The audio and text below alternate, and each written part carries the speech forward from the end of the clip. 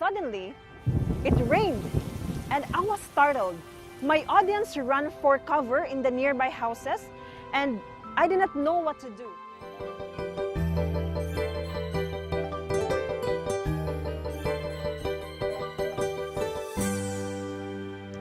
It was on the last week of October 2016 that we were sent together with my mission partner to conduct an evangelistic seminar in the beautiful island of Ticao, San Fernando, Masbate. We had a week to prepare for the seminar, and it has been raining on that whole week. It's very unpredictable. Despite that, we did visitations, conducted trainings and meetings, distributed flyers to invite people, and held a week of prayer. Few days before the seminar, we visited our venue to put up the tarpaulins. I was so shocked to see our venue because it was just an open, wide, cemented area. The layman said that the barangay did not have tents and there's no way for us to put up our own tents. So they said, we will have to pursue our meeting with or without a tent. In my mind was, what if it would rain during the seminar? I cannot postpone even one meeting. Back in our house, I and my partner took regular time to pray together for God to strengthen our faith and that He would do something about our situation. So Friday came.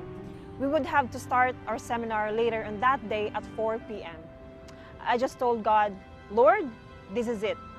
Please be with us. We should start the seminar at 4 p.m. whatever may happen. When it was 2 p.m., we proceeded together with the church members, pastor, and layman to the venue. It was still raining and the venue was all wet. There was a covered stage there where we started to set up electricity and the sound system. Then it was 3 p.m. and still raining. As I looked onto our situation, it's very discouraging. Who would be willing to attend a seminar under the rain? Of course, no one. But we strived to truly trust God. Then we became confident and excited how God would intervene for us. Later on, children were coming over toward us.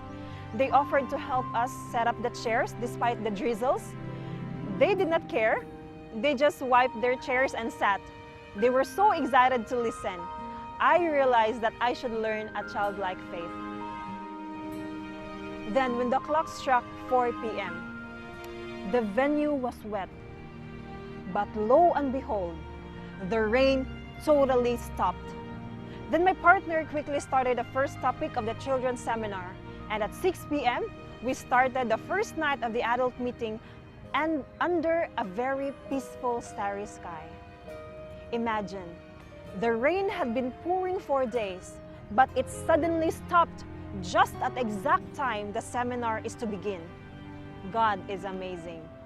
But that's not all. We were scheduled to preach for 27 nights more. That's every night except Thursdays. And God was continually in full control. It just rains every morning, but not a single drop falls every time we have the nightly meetings. While on Thursday nights, when we don't have meetings, the rain just kept pouring. This phenomenon, strange as it is, happened all throughout. But there was one special exemption though. While I was preaching on the adult seminar one night, I was so disturbed by the noise of people yelling and cheering.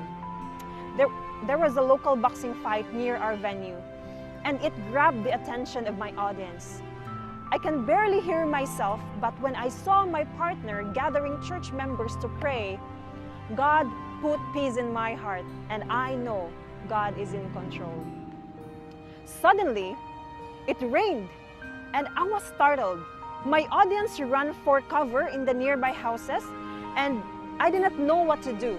Should I cover my laptop first, or should I run to the projector because they are getting wet?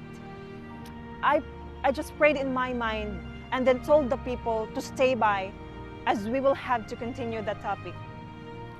The people at the boxing fight all got wet and ran away, and there was nothing left but the sound of raindrops on the roofing.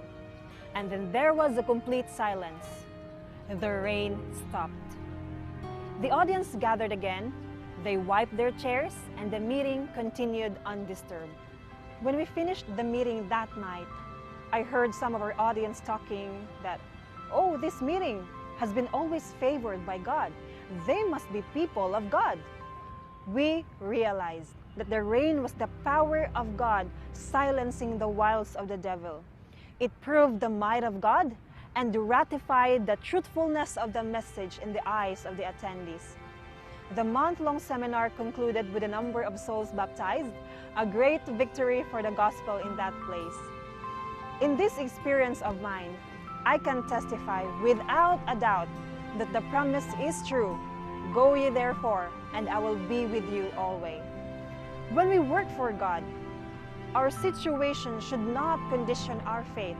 Instead, our faith should condition our situation.